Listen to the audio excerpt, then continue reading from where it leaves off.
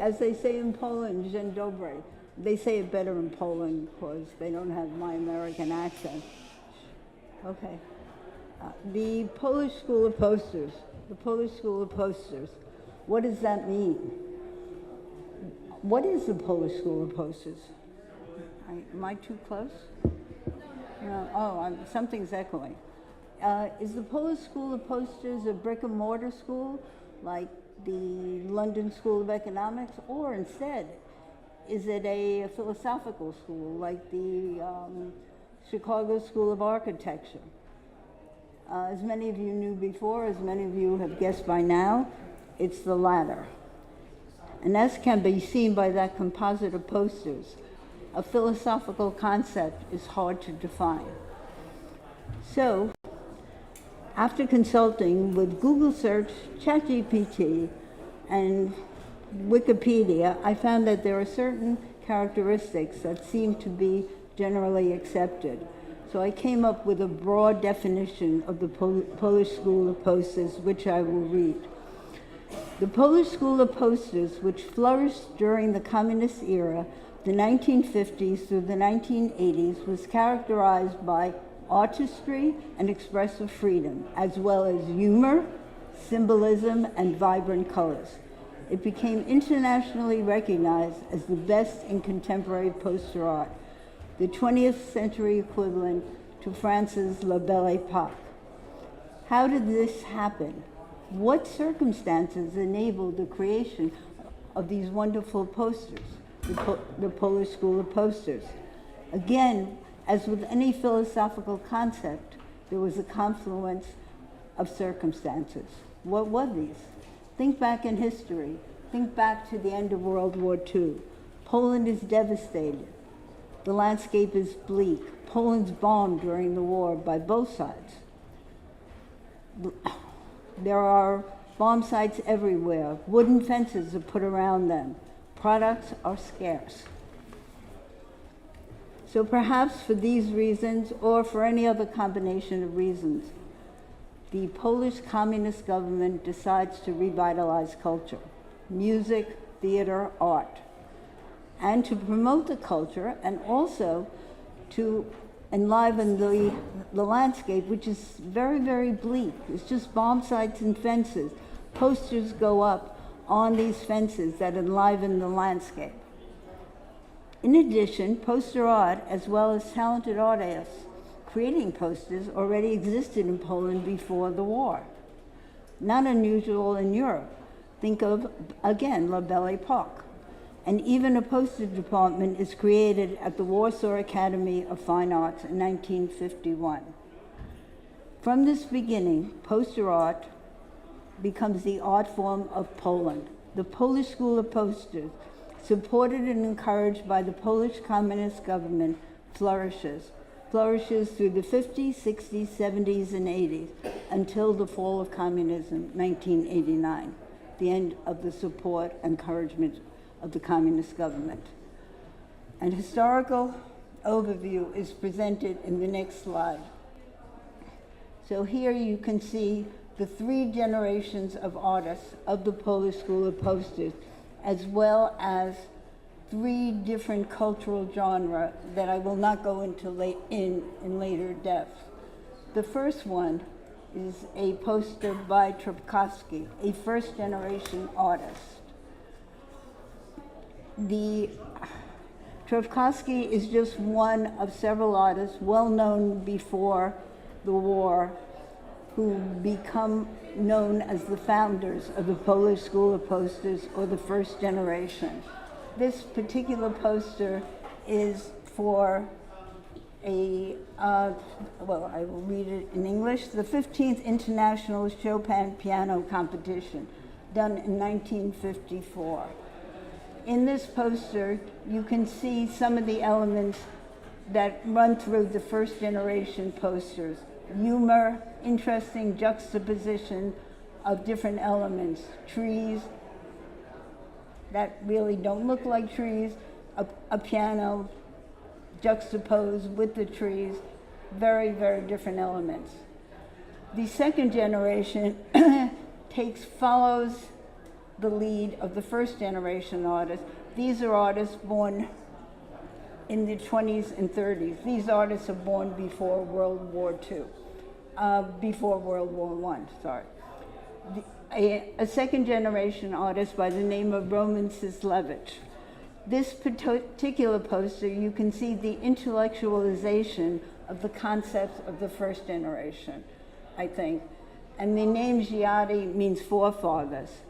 I chose this poster because this poster was for a theatrical production that has been credited, or I don't know if that's the right word, with helping to start the protests of 1968 in Poland. And finally, the third and last generation of the Polish School of Posters, an artist by the name of Leonard Konopelski. Leonard Konopelski was born and studied in Poland at the Warsaw Academy, but then moved to the United States. And here we see in that poster how you cannot easily define what is a Polish School of Posters. This poster was done in the United States. Oh, it's okay. Way after the Polish School of Posters theoretically ended. But he's an artist who was trained and does posters in the style of the Polish School of Posters. This particular poster shows the different genres of posters that were exhibited. And as you can see, he chose to put film posters in the center. Film posters, next slide. Film posters are the most popular and most well-known posters of the Polish School of Posters in the United States. And here we have three of them. So Polish posters are not only relatively well known here, but their origin story adds a great deal to our understanding of the Polish School of Posters. How it came to be. So with the revitalization of culture, films, both local and international, become significant, and of course American films. Posters advertising American films had a problem. They were in English, and the second problem was that they were expensive. So the government decides to commission their own posters and begins negotiating with the first generation artists, one of whose posters you've seen before, and here's another one, and that's the same artist. The first two posters here are first generation artists. This poster is by Tomaszewski, who is known as the father of the Polish School of Posters. As a result of these negotiations, the artists exacted an agreement for artistic freedom and, of course, always subject to censor approval. And as can be seen from these three posters of different movies, although not well known here, they're very different film posters than American film posters. There are no photos, it's not a scene from the movie. Well, there are some photos in this. They capture in the poster the essence of the film. That's what Polish movie posters are known for. The first poster, as I said, by Henryk Tomaszewski, a first generation artist. And you can, if you look at it, you can pretty much see that it's a musical. Hell's a Poppin'. I don't know how many of you have ever seen it. I have not. It was a Broadway production made into a movie. And as we move to the middle, just from looking at the poster, does anybody want to guess what it could be about? I'll tell you, it's about the Holocaust. Prison stripes, death, you can see that from the poster. The third and last poster here is an American poster, a Polish poster, and the third and last poster is a Russian documentary. Any guesses what it's about? Circus, yeah. It's about a circus festival, and which can be seen by the poster. And the artist here is a second generation artist by the name of Victor Gorka. If we go to the next slide, Polish posters become so popular and so important that some even become the iconic posters for the films they portray. Meaning, these are the posters that anybody who cares about a lot about films would choose to represent it. So this poster, Cabaret, which many of you can tell from the poster itself, is it's from the film Liza Minnelli in the form of a swastika. The same artist who did this did the last poster on the last screen, second generation artist.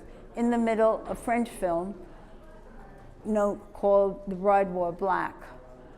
And if you just, second generation artist, Starowiecki. And just looking at the poster, anybody familiar with The Bride Wore Black as a film? Well, briefly, which you can see from the poster, it's of this character here is the bride. Her husband is killed at their wedding day, and she spends the next however long trying to find the people who killed her husband. And the director, Francois Truffaut, says he keeps this poster in his office. And if you've ever seen an interview of Joel Grey,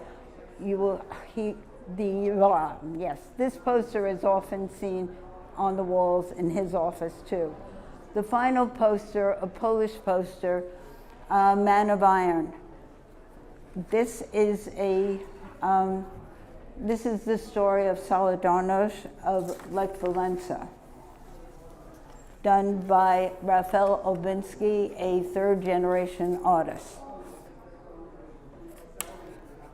Oh, can we have the next? So for the next two genres, which I will talk about, are genres that I've chosen to speak about because they illustrate a characteristic of Polish school of posters that's not always recognized. Polish school of posters are probably the ultimate combination of historical and political significance combined with amazing art. And this is one of the two genres that many people don't even know exist. Jewish posters, Jewish cultural posters, think of that. Jewish cultural posters in communist Poland. Why? I don't know, really.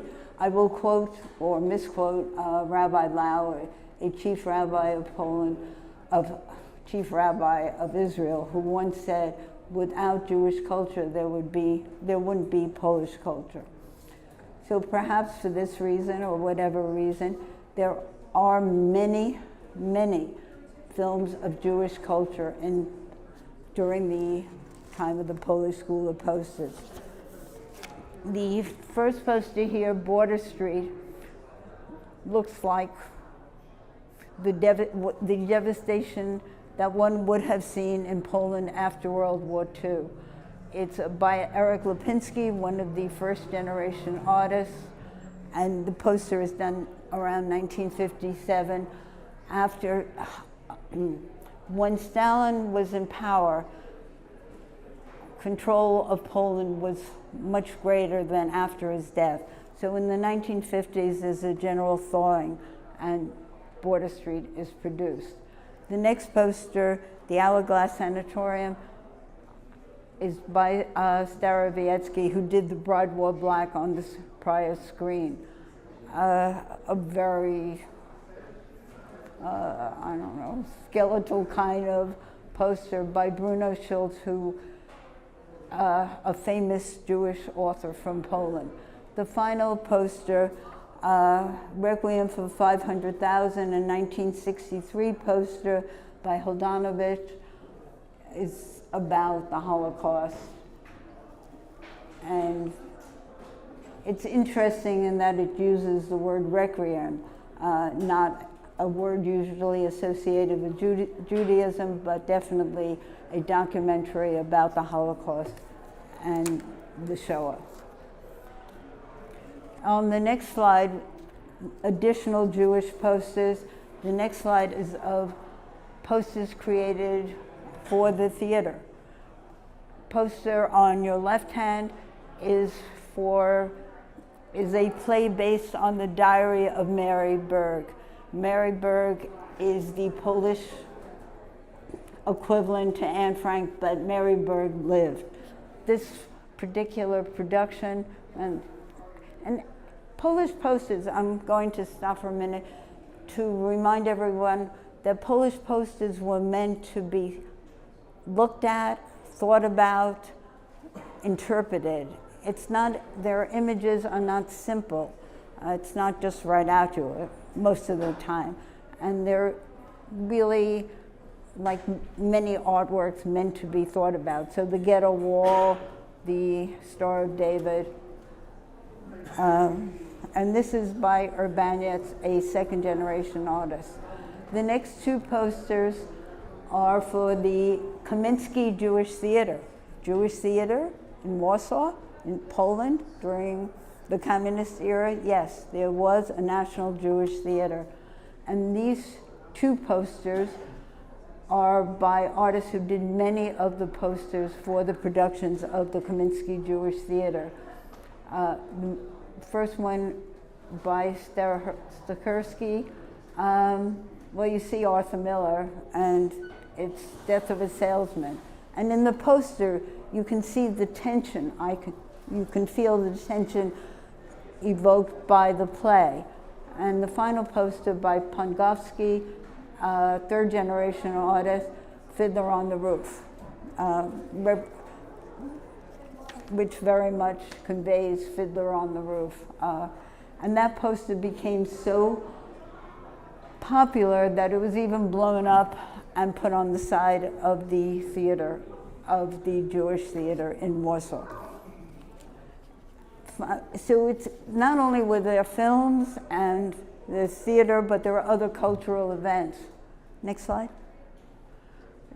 Yeah, there were many, many other cultural aspects that were put into posters. The first one is King Matthew I by Sulecki, a third generation artist. And why is that a Jewish poster?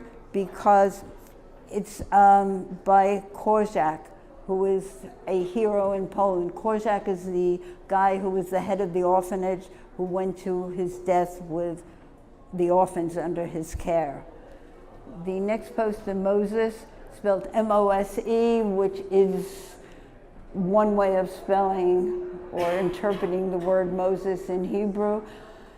The opera Moses is much more common in the repertoire in Poland than here. This particular poster has been produced and in many languages. It's English, Polish, Hebrew, etc. And that's by the artist Waldemar Świeża. The final poster is of a festival in Krakow. Jewish festivals start under communism in Krakow, and posters are used to advertise the festival. It's a Jewish festival. It's by Lech Majewski, and for many years posters were used. This one is the 14th Jewish Cultural Festival, 2004. Although the festival is still going on in Krakow, in Poland, the posters are no longer used, probably because it's not as popular media as it once was. So posters, they would just be ordinary posters. Even in the square of Warsaw now, the posters look just like American posters. They're no longer beautiful, interpretive kinds of posters. So one genre are Jewish posters. The second genre, next slide, that is not often recognized as part of Polish culture is jazz, which I will used as the term for jazz, rock, R&B, American music. American music and posters created by the Polish government? Yeah, it happened. The story of jazz again shows the political, historical significance of posters to an art and their art to what's going on. After World War II, jazz existed in Poland before the war. After World War II, it's banned by the restrictive communist government. After Stalin's death, as mentioned before, things loosen up. And in the mid-1950s, there is a festival of contemporary music that restarts in Poland. This poster is jazzy in looks. And in 1956, when this starts, jazz music is part of the Contemporary Music Festival, posted by Waldemar Świeża, whom we've seen before, a second-generation artist. The middle poster, if any of you remember and really have a great memory, the film The Terminal, of a guy stuck in the Charles de Gaulle airport, a jazz, and when he finally gets to a jazz club, on the wall, you need a great memory to think of this, on the wall is this poster. It's for the Jazz Jamboree, which starts as a music festival in Poland 2 years after. The poster is done by Rafał Olbinski. Again, a poster to be interpreted, the trumpet takes wings. Very interesting poster. Jazz becomes so popular and there are so many festivals. One is called Jazz on the Oder River. The artist who did most of those posters is Jan Safka, a third-generation artist. A fun poster, if you notice, look at the poster, remember they're all to be looked at and thought about. The musician is not sleeping next to a person, but next to his instrument.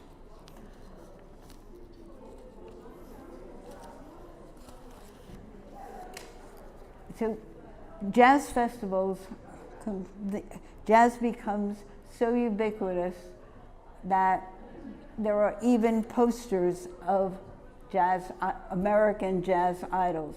Jimi Hendrix by Świeża, who did the first poster on this side, on the slide before, Rafał Olbinski, the middle poster, and finally the last poster, Elvis, by a different artist by the name of Jaibo, done in 1985.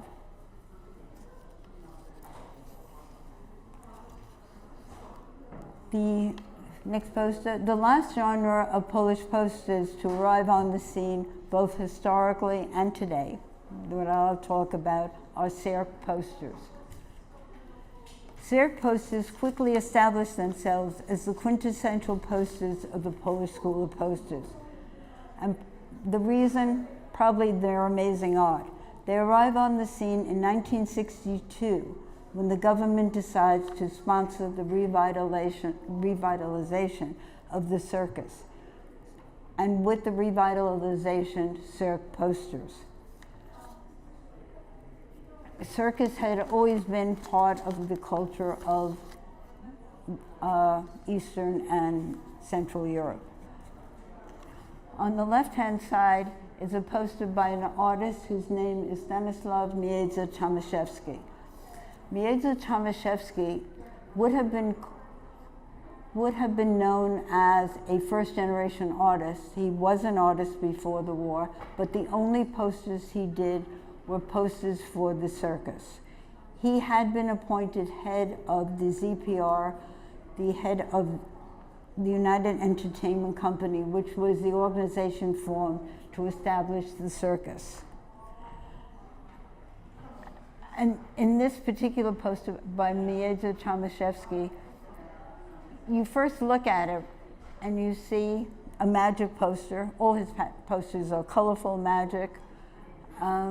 But then as you keep looking at it, what is the hidden meaning? Remember that meanings are hidden. They're not written down. The artists use Cirque posters particularly because they have the most artistic freedom to get camouflage messages out to the public. So in this poster, my interpretation, not necessarily yours, would be that perhaps the magician is the communist government. Perhaps he's trying to attack the Polish people. And the more obvious one is things aren't as they seem in all of magic. The communist government is trying to fool the Polish people all the time. The next two posters were chosen by an artist by the name of Jaibo. It was his Elvis poster that we saw before.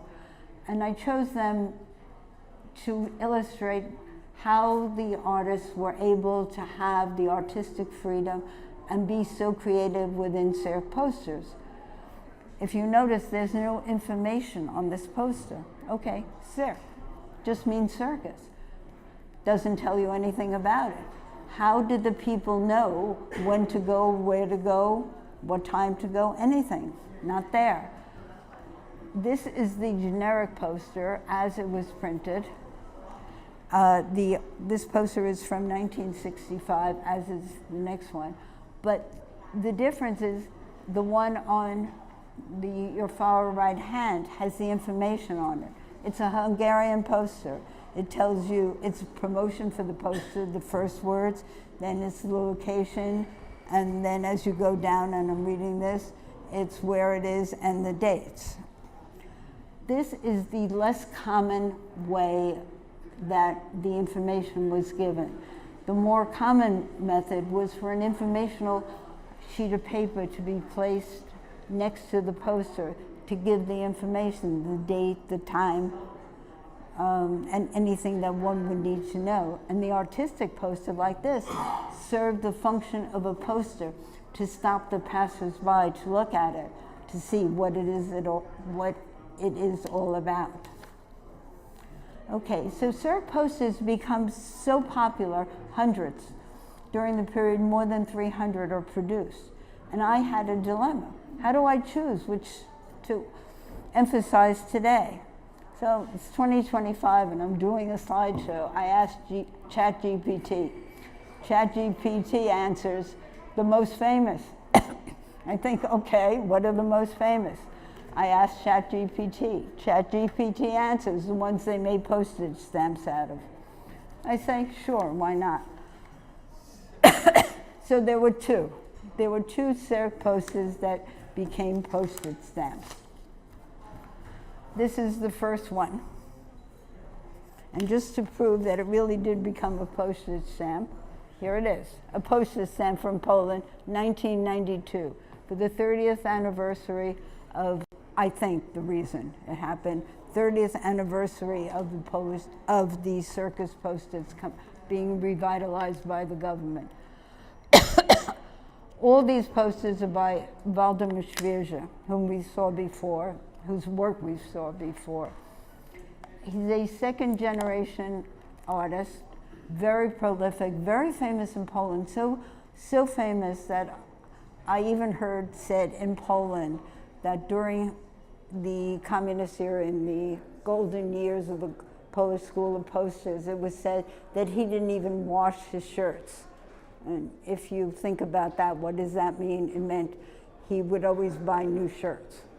The poster itself, red, white, and blue, Western colors, not Eastern Russian colors. What does it mean? It's hidden. We don't know what exactly he had in mind. To me, it's anti-communist. There are three faces. Communist government is not only duplicitous and two-faced, it's three-faced. If you look at it closely, you see the three faces. There's the front face and two profiles. Remember, they're meant to be studied and thought about. The second middle poster, if you look really closely, you see scribbles, or what look like scribbles in the center of the poster. Those are not scribbles. those are the censor giving the approval to the poster to be printed, how many to be printed, and where. The artists have a great deal of freedom, but they're always subject to the censors. First, the censors have to approve the maquette, the original drawing. Disapprove, no poster, unless it's changed, which we'll see later.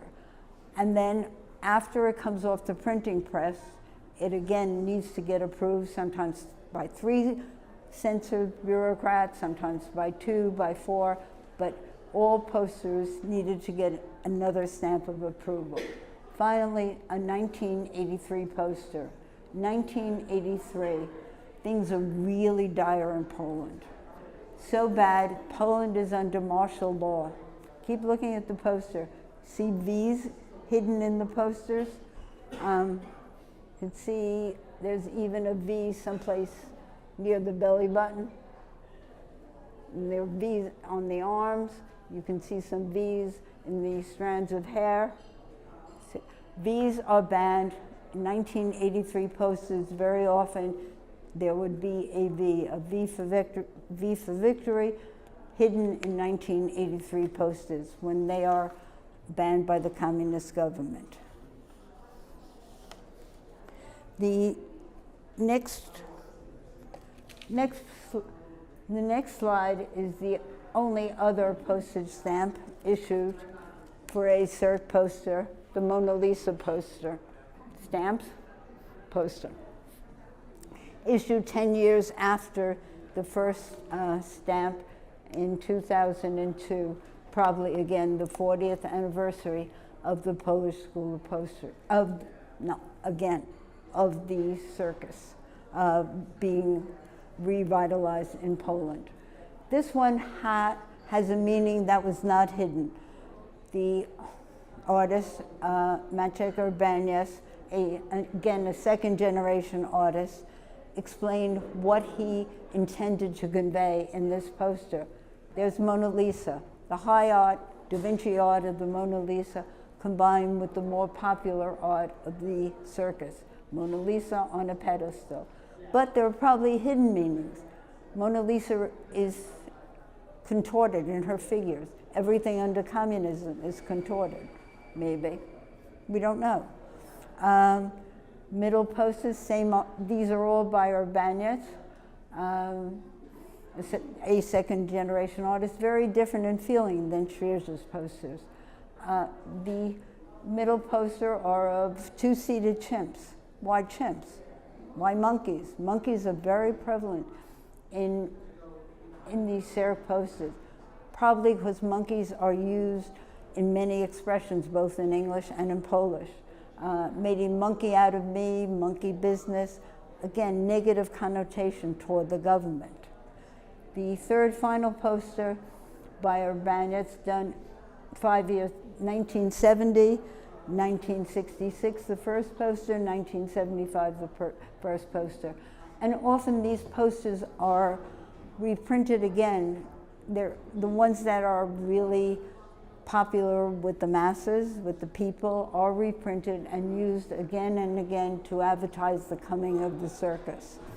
My opinion is that Urbaniak decided he wanted a companion poster to Mona Lisa. Maybe, maybe not. The white horse. White horse is often used as a symbolism for Poland. The white horse is tied up in knots. Maybe, maybe not. You interpret. I'm never sure. So both these artists who had postage stamps made for them were second generation artists. What about the third generation? The third generation, the next poster, next slide. This generation is, in their poster art, much more shocking, tries to surprise, tries to provoke. The Jan Safka's poster of Tightrope. Jan Safka, as opposed to all the other artists, really did say at some point later on what he was trying to convey. The man with the stripes, if you can see it up there, is a bureaucrat. He's on a tightrope trying to fall. this poster became so well known that if you saw the play Young Frankenstein on Broadway, it was used as a backdrop for one of the scenes. And these people are praying that communism would fall. The poster done in 1974 for the first time took about 15 years, but communism did fall. Raphael Obinsky, the artist of the second middle poster, fun poster, the lion ringmaster. The lion, the ringmaster, not the man. Lion, a large animal, one of the symbols is Russia, the USSR, trying to control any of the large animals, a bear, an elephant, lion, known that those represent the overbearing USSR. The man going through the hoop, a satellite country, Poland, another. And the final poster has a really interesting story. The final poster, it's called Faces in the Crowd. And you see the word cirque in the corner. It really has nothing to do with the composition. And the question is, okay, what is this all about? And he's a third generation artist. He did sign this particular poster for us, and we asked him about it. Well, he didn't do it for the circus initially. He did it for an international congress. And it was not passed by the censors. The censors said no. So he took it back to his studio, and he had a commission for the circus, cirque. So he said, okay, I'll try it again. And he put the word cirque on it, and it gets passed. And why would, right, great, right? And why wasn't it passed? Okay, the first time. See the man picking his nose, center bottom, and where and to whom? And if you look up, he's picking his nose as a guy, bald guy with a sort of spot on his head, Gorbachev. But so that's how a poster, which had a maquette initially not approved, gets put in. And so it shows that, and it also shows how much freedom the artists had when they were doing posters for the circus and cirque. Things that would not pass for a different reason would have been passed for the circus, because it could be a circus poster. The next slide. So these same artists, Boguslav Lushnik, who did that poster initially not approved by the censors, did these two posters in 1989. 1989 is the fall of communism. Because of the number of posters that exist with this image, it is believed that these posters never went up on the wall or on a fence or any place. And what does it say? We don't know. The white horse of Poland, saying goodbye to the clowns of Russia. The last poster, the clowns of Russia, of the USSR, falling off the horse, ending. And so with those posters, the Polish School of Post, the end of the wonderful posters of the circus done under communism in Poland. So figuring out the messaging is challenging and fun for these posters, for any of the Polish posters. And there's also been the subjects of books and films. One of the best, if not the best documentary dealing with this topic is Freedom on the Fence. It details not only the hidden meanings, but also the art of the Polish School of Posters. The trailer, which we will now play, is a very brief synopsis.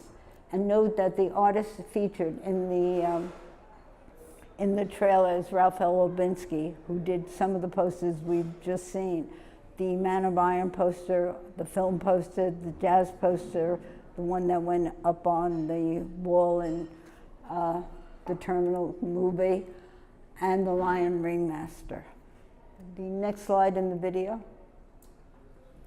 The video, push. It's supposed to come on.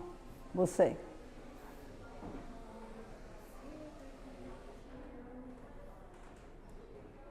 Coming.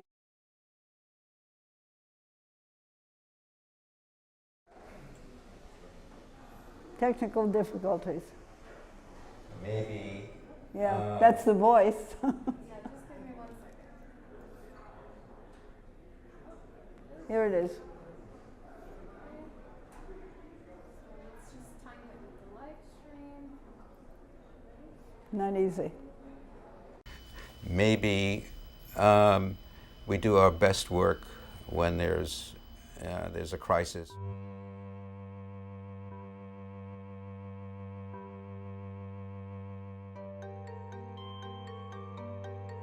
When I hear the word Polish poster, I just think of unbridled freedom. It wasn't sentimental, it wasn't cartoony. The use of the ironic and the satiric as a mode of communication which has no parallel in the United States.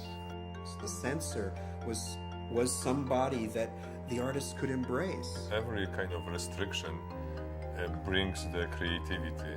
But that something like this is able to exist in a country that's supposed to be controlled and censored. It was a really great game. That's why this language developed, the language of surrealism.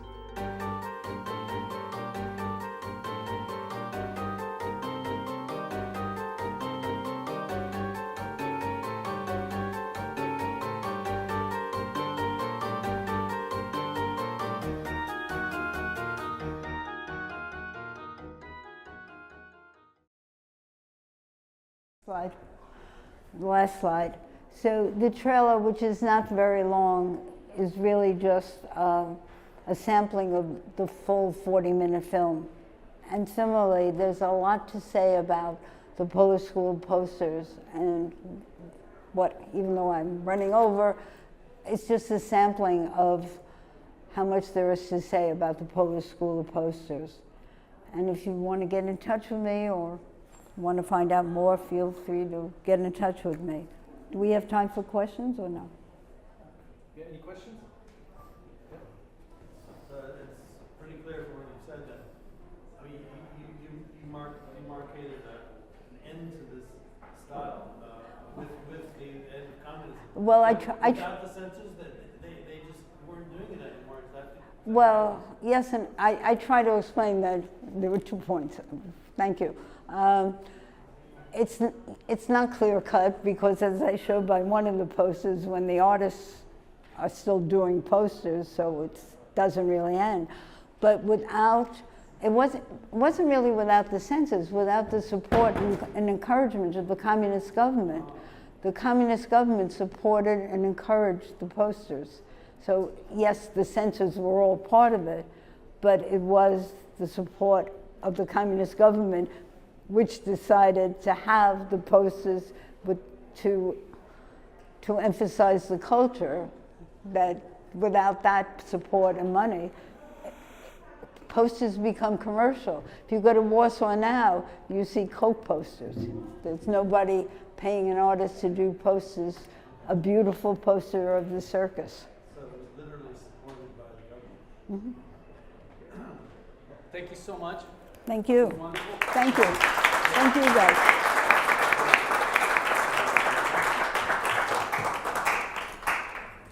So now we're just going to set up for the poster panel.